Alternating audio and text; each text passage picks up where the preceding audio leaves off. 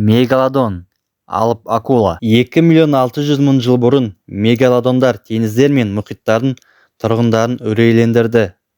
Олар жер бетінде өмір сүрген ең үлкен акулалар болды. Сонымен қатар олар омыртқалылар тарихындағы ең үлкен жыртқыштар еді. Бұл алып теңіз жануары неоген дәуірінде шамамен ерте миоцен дәуірінен плеоцен дәуіріне дейін өмір сүрген.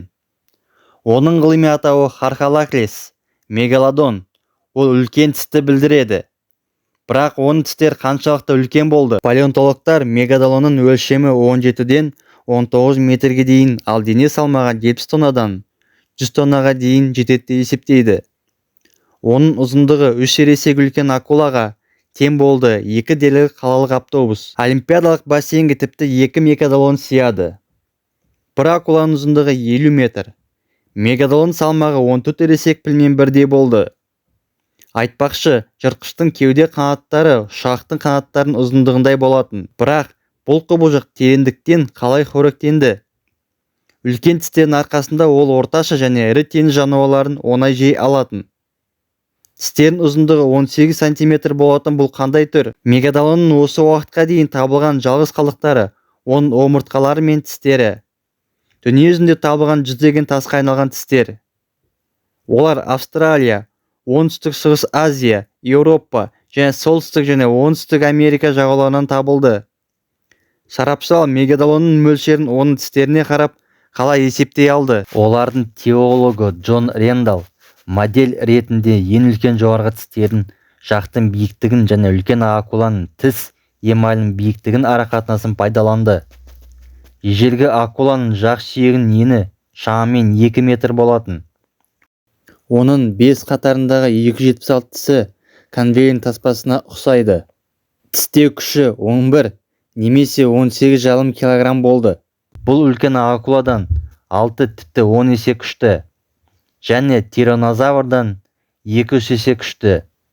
Мегалодонның шағу күші тірі және жойылып кеткен түрлердің ішіндегі ең жоғарғы болды деп есептейді. Бірақ акуланың сүйікті тағамы киттер, әсіресе тегіс киттер болды. Егер оның көңіл күйі болмаса, ол теңіз сиырларын, дельфиндерді, тасбақаларды, итбалықтарды, теңіз арыстандарын және басқа да ірі теңіз жануарларын жеді. Мегалодон кенеттен және қатыгездікпен шабуыл жасады. Ал тарихтағы ең қорқынышты омыртқалы жануардан тағы не күтуге болады? Ол бірден жәбірленушінің денесіндегі жақтарын қысып, қабырғаларын да, жүрегін де, өкпесін де жарып жіберді. Алып акуланың шабуылының екінші жолы жәбірленушінің қанаттарын жұлып алу, оны тамақ ішер алдында қозғалтпау. Бірақ бұндай қорқынышты жыртқыштың жойылып кетуіне бас себеп неде?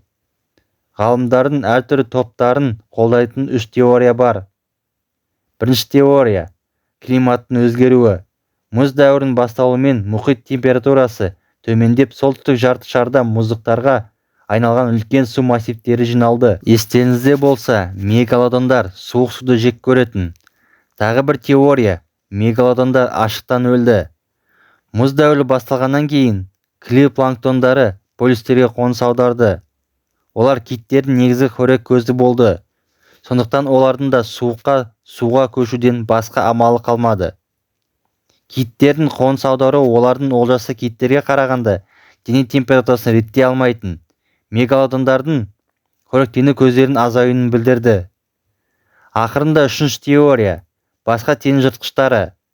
Нәресте мегалодондары өлтіруші киттер мен акулалардың негізгі жемі болды. Бұл барлық уақыттағы ең үлкен жыртқыштардың популяциясының азаюына әкелді. Теңіз деңгейінің төмендеуі акулалардың көбею аймағында шектеді. Алайда үш теорияны да 2016 жылы Цюрих университетінің палеонтологиялық институты мен мұражайының зерттеушілері жоққа шығарды. Мегалодондардың жойылуының нақты себебі азық-түлік үшін күрес болды. Тарихтағы ең үлкен және ең зұлым жыртқышпен күресуге кім батылы барады? Белгілі болғандай, оның ұрпақтарын тамақтандырылатын бәрі үлкен акулалар мен өлтіруші киттер. Бұл кішкентай жыртқыштардың екеуі де үлкен мегалодондарға қарағанда әлде қайда епті және оларға аз тамақпен өмір сүрді. Үлкен тіске күніне 1200 келі жуық ет жеуге тура келді. Айта кету керек, Орташа қала тұрғыны жылына 200 келіге жуық тамақ жейді.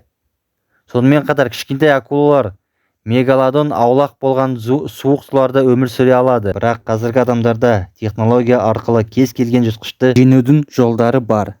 Оның орнына біз бұл қауіпті және алып жануардың біздің заманымыздан әлде қайда бұрын жойылып кеткеніне қуанамыз. Егер мегалодондар жойылып кетпесе, олардың біреуін қайықпен серуендеу кезінде кездестіргенде не істер едіңіз? Комментарияға жазып кетіңіздер. Видео ұнаса лайк басып, подписаться кнопкасын басып, тіркеліп кетіңіздер.